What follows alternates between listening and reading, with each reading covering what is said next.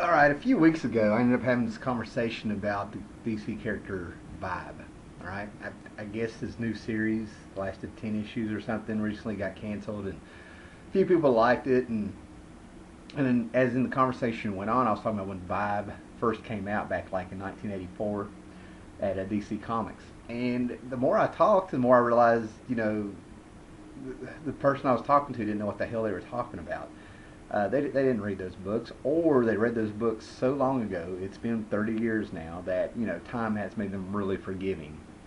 And Vibe was one of those characters that I absolutely just could not stand, along with the rest of the Justice League Detroit.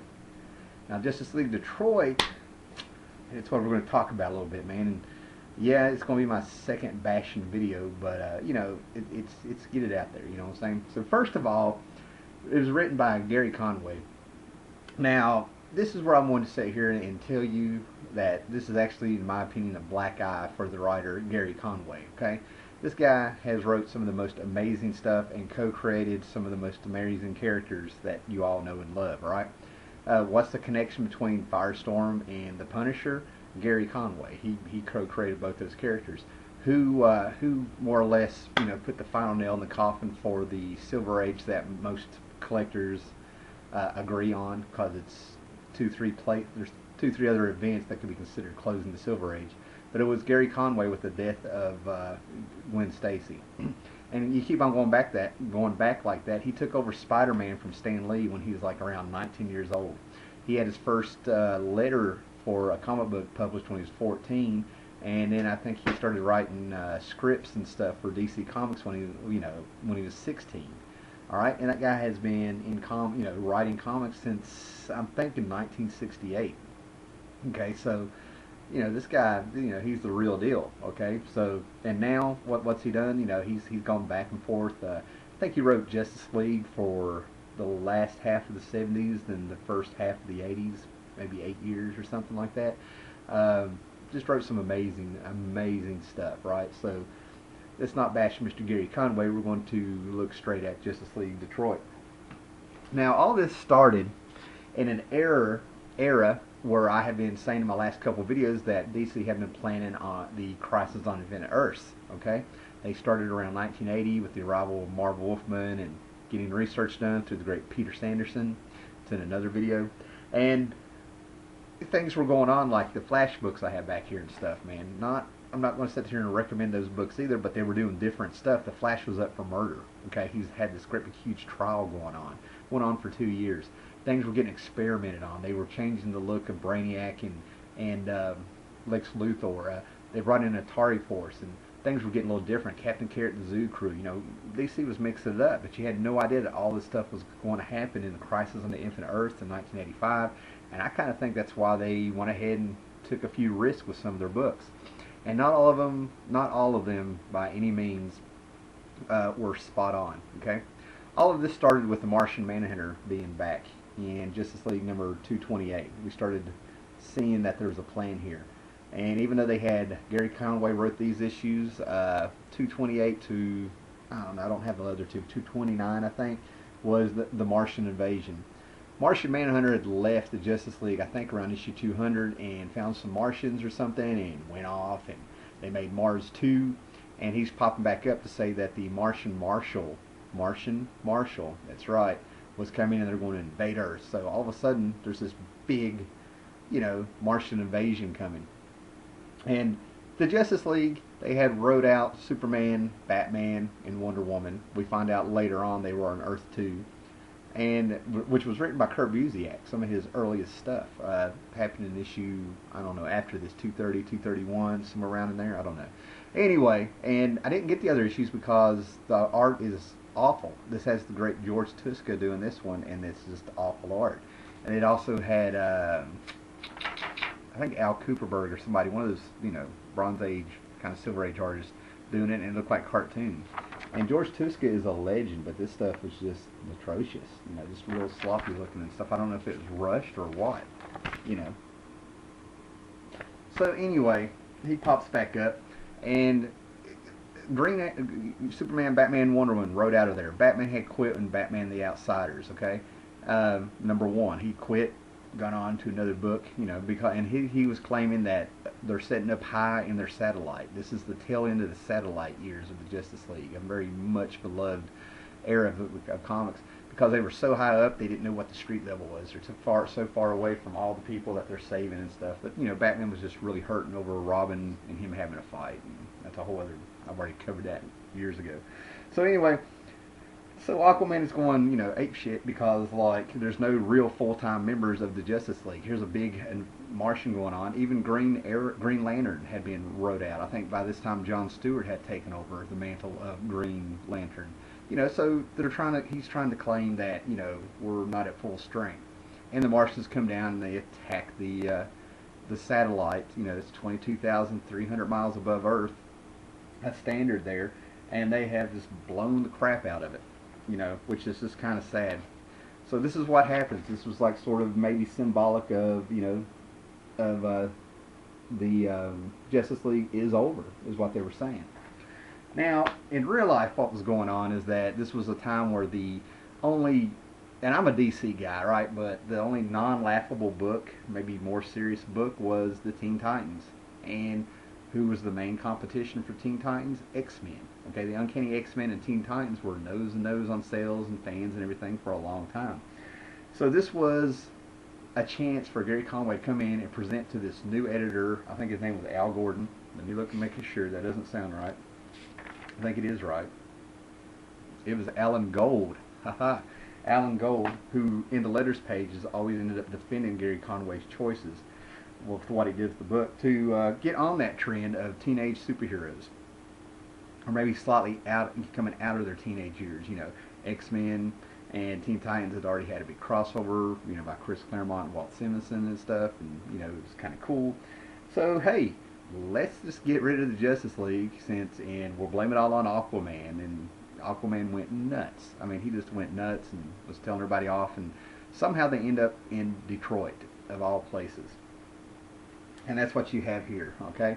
This annual number 2, came out in 1984, and 3 months later would pop into Justice League number 233. Okay?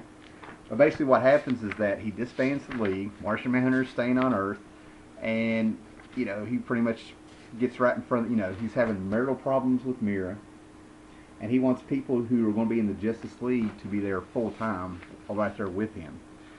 So, of course, what's kind of cool here is that, right here in an ABC special bulletin of the news, there's a press conference, and without telling all the other satellite era Justice League members, he disbands it. And, of course, Firestorm loses his head, and Martian Manhunter is ominously sitting there, in the shadows. And I think this is at the, it's a General Assembly at the United Nations, I believe, So, everybody tells him off, and he's like, that's just tough shit. And everybody just lets it go, and they just go their own way. Which I find is ridiculous, man. And they go on about how the Atom is missing. At this time, he was being the Sword of the Atom. The Flash was missing. Well, Flash was on trial and running around, because, he killed Reverse Flash and stuff. And just all kinds of things were going on. He's saying, so now Gary Conway is saying with DC continuity, they've been breaking up for years. So, it's one thing to, break them all up, and then you have people watching the broadcast, and they're sitting there thinking, oh wow, the Justice League broke up, and being opportunists, they all decide to show up and try to join the League. Vixen pops up, our little Vixen there, and Vixen pops up, and all these other characters kind of roll in. Zatanna sticks around, elongated man pops up with Sue Dibney, and Vixen had been around for a little bit, and we get these 3 new characters, okay? We get Gypsy, Steel, and Vibe. Right there you go. All young Turks and stuff. But what they really did, and believe me, I figured this out as I was reading this back in the day. These are my actual issues that I pulled, all beat up and stuff. What they really did is they made an archetype of the X-Men, okay? Is what they have here, right? It kind of became generic with a bunch of uninteresting characters, okay? Because what's going on here is that if you look at them, and I want you to bear with me, Zatanna sticks around. That's your Storm. Look at her costume. Aquaman kind of played the leader, so he was sort of like Cyclops in his older years because he's a complete asshole in this.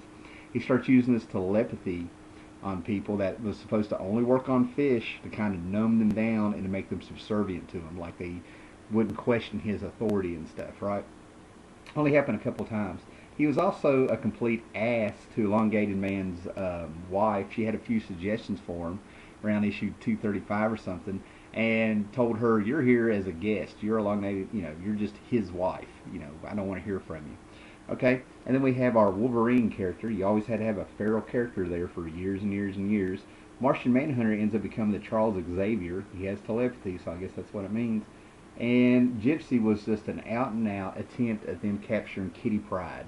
Okay, you were supposed to fall in love with Gypsy because you were in love with Kitty Pryde. Still played the role of Colossus, and our young vibe here. Now, first of all, any character that wears shades, goggles, sunglasses, like you're on a ski trip or something, just get rid of him. That's the most ridiculous look I've ever seen. Plus, he's a breakdancer. He kind of played the role of the hothead, and he was also a stereotype of Latino people. Okay, when George Perez got to the point of drawing the scenes with Vibe in them in the Justice League versus the Avengers crossover event, he even had a bad taste in his mouth having to draw the guy. And I think he had popped up in Crisis. He had a problem with him too. And I'll get on Vibe in a minute. All right, so you have a scarf, you have goggles and stuff, and you're wearing parachute pants, and he's a breakdancer, and he's part of a gang called Los Lobos, and he walks around like, "What's up with you, man? What's up with you?" Then he goes home, and the accent disappears, so he's a phony to begin with and stuff, right? But I think he comes off like, with his vibrational powers and things, I think he was supposed to be a new Scott Summers, a new Cyclops. I don't know. It's open interpretation. Elongated Man was just there for comedy relief. You could say maybe he was a beast or something. He was funny and stuff. But the other person they had was Dale Gunn. Now, all of this was founded. They ended up in Detroit because Steel popped up, said they got a deal you can't refuse, and all of a sudden they're riding around in an Avengers Quinjet. That's what it looks like, a Quinjet. And it turned out that Steel has this big factory. That's his name, Steel. He just pops up, some young kid, and he has a headquarters for them in Detroit. And he's showing off things, and of course, all of a sudden they get attacked by a man in armor. Now this is where it gets stupid, because this man turns out to be a character named Dale Gunn, and he works for this company that owns this factory, and he's attacking Steel, and he's got this badass armor, and he's whipping out swords, and he's got bazookas, and finally gets the hell knocked out of him. More or less the bitch, and they turn it off, man, and it's a guy named, I think Dale Gunn was his name, right? This guy was alright. He was cool. I think he's the beast of the group. He was the scientific guy. He was the mechanic guy and everything like that. And of course, it's a comic book, so they just had to fight. Of course he's not going to recognize Martian Manhunter and Wonder Woman and Zatanna and, all these famous heroes, I would imagine, in this world. And we get to see the streets of Detroit. And first thing to do is, of course, Detroit is, gangland. All these crimes are going on, and it's just all-out turf wars, and some homeless dude runs out and is like, "Hey, Vibe, hey, Vibe." And of course, Vibe is going to be sitting there doing graffiti, writing Vibe down. Yeah, they'll never know who wrote that. And of course, he's talking in that stereotypical Latina accent, man. He's like, "Shush, can't you see I'm working, man? What you think? Fresh, huh? Vibe, days of chill." I feel ridiculous just doing that, I'm sorry I didn't insult anybody. And it goes from there, and we see Vibe do his thing. And, if you saw Electric Boogaloo back in the day, Electric Boogaloo and stuff, that's where Vibe is supposed to be coming from. And, it goes on from there. He gets all stereotypical, and he's got his boombox in his ear, and he's dancing around him, and he's saying he's part of the Detroit. You're in my city, so of course I want to be part of the Justice League and stuff. Just a punk. I mean, all these new characters are just so uninteresting. And you got Gypsy, who's just running around stealing food. She's invisible, camouflage, what's going on with her and stuff. And it goes on from there. Uninteresting characters, kind of cliche, but I was like 11 years old, very excited, starting on new. And I wish I did kind of like a clip show here, like where I could show you as a month by month how I was like, ooh, new Justice League. All right, second month, third month, fifth month. This is shit. and all this stuff. So I mean, it was just horrible. So that finally gets on there, and the first thing we do is everybody gets a little spotlight, and they were trying to be cute. And, you know, 2 comics. You know, you had to buy 2 comics to have the whole thing. We get a little spotlight on them, and actually it was lackluster and boring. Justice League was all about going off into space, fighting big criminals, stuff that was too hard for Superman to, you know, take care of his own. Injustice Leagues, you know, Ultra Humanites, Secret Society of Supervillains, Dark Side, just, you know, the Sparrow, big cosmic, you know, big cosmic adventures that were just, you know, really hard, crossing dimensions, meeting the Justice Society, and just real huge things. And then what do we get in this issue? You know, Vixen gets into a fight with a weightlifter, and it's a bit of a struggle, you know. That's what it goes on. And basically you start seeing all these villains start popping up. And they get their own little spotlight. And you start, I started getting the feeling what they were doing is that this Overmaster dude was making a cadre, C-A-D-R-E. And all of a sudden I started seeing that this is our Magneto, and he's building a Brotherhood of Evil Mutants. I mean, check out Mask there. I think that's his name. Tell me that's not the Blob. Tell me that's not the Blob. Look at him. Okay? Tell me that's not a cross between Mystique and Destiny. You know, I can go on, you know. And it wasn't like a blatant ripoff. It was real subtle, but you kind of got the idea that, you know, all right, this is what they're doing in that book. We're going to do the same thing, put a little twist on it, make the kids like it and stuff. And sales were plummeting, all right? And then they started shitting on the old Justice League, okay? They started shitting on the old Justice League, right? And we're going to talk about the satellite. This satellite that I showed you that they had, okay, first gets destroyed by the Martians. Okay, symbolic. Nobody really wanted to see that go. Now, it's one thing to retcon a book or try to give it a little juice there, give it a little shot in the arm, but don't you think if you're going to do that, it has to be better than what you're saying wasn't working, okay? So you go from a satellite to this big, gigantic factory converted garage with a pool in it, all right? Which is ridiculous. Okay, so right there it's blown up, right? Crisis hit, okay? And they blow it up. They blew up the satellite in Crisis on Infinite Earths #5, where they had the Atom go into the Red Tornado, or android, much like Ant-Man went into the Vision back in the you know, I think around 1970 or so, a great Avengers story where Ant-Man went inside the Vision and was walking around and stuff, drawn by Neil Adams and stuff like that. And they go ahead and they blow it up again in Justice League Annual #3 in 1985. They blow up the satellite again, taking it out of orbit so it doesn't fall and hurt anybody by making it hurtle towards Earth. Yeah. Okay, but yet again they don't stop there. Okay, years later, after Crisis is over in 1986, in 251, they have the Sparrow show up, and the satellite has been blown up by the Martians. It got blown up by the Red Tornado by accident in Crisis on Infinite Earths #5. It got blown up in Justice League Annual #3, and it gets blown up again by Sparrow in issue 251. He crashes his by a big gigantic ship into it, and he blows it up, and he goes again. They just keep shitting on it. All right, so not only that, but to establish these characters and stuff, they have Superman, Wonder Woman, and the Flash return from Earth 2, not knowing what the hell's going on, didn't know that the Justice League had been disbanded, and they throw them against the Maestro, a dude with a keytar. All right, he beat him playing Funky Town. All right, he beats the three of the icons of the DC universe just so our X-Men wannabe guys run in there and to save them. Now, I think you get the point, man. Maybe this is the one, maybe this is the one where he fights the weightlifter and stuff. But all of a sudden, these are just lackluster stories. I got 2 of some of these. Oh, yay. All right, and then just to have this, what would it be like to have the Justice League Detroit versus, and they weren't called Justice League Detroit. I think you figure that out now. But the Justice League America against the old Justice League America, they bring in a Mazo.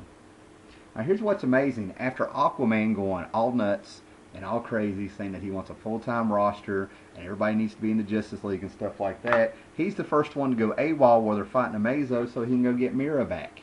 All right? He's gone. He's gone.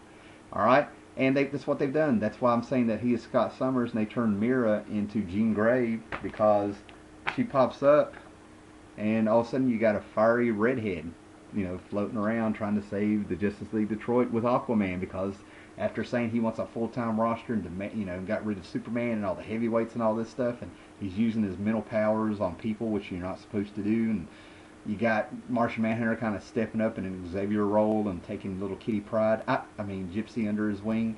They pop up and they get to save the day. So then you find out that I don't remember this ever really being fixed, even despite it being Crisis. Besides Crisis on the Earth happening and stuff, but the character Steel I was telling you about, in the 70s, Gary Conway made Commander Steel, which I think he was just called Steel, who was an Earth 2 character. He popped up in All-Star Squadron.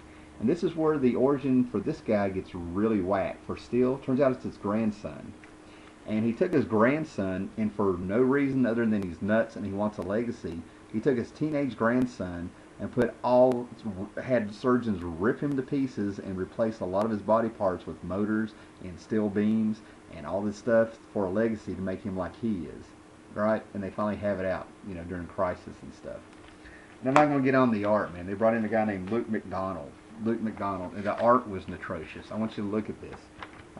It's all blocky, choppy, out of proportion, boring. Even the colors had a bland palette. I don't know if they were trying to tap Watchmen or something, or what they were doing. But it was just ridiculous.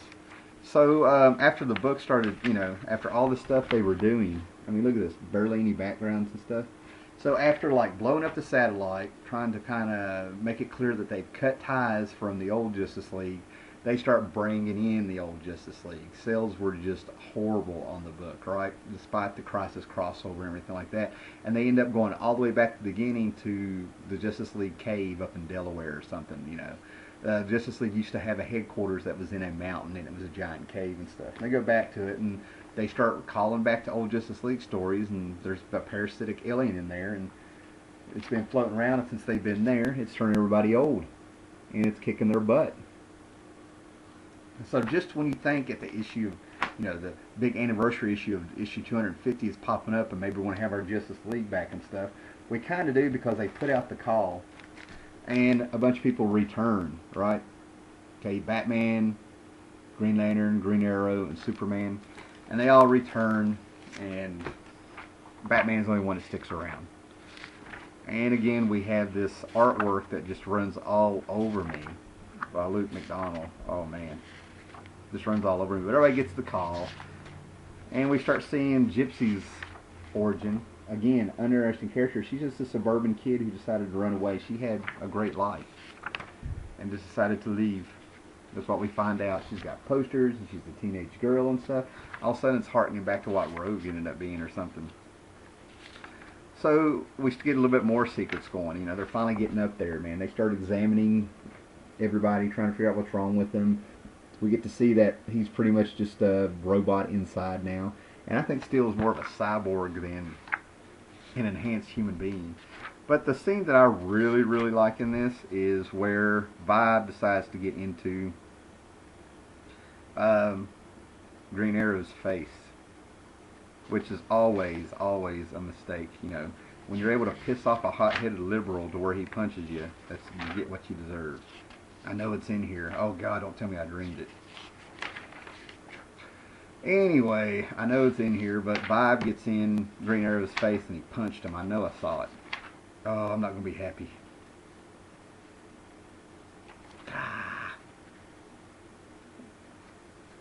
It's got to be here. I really want to find this, because I love watching Vibe get punched.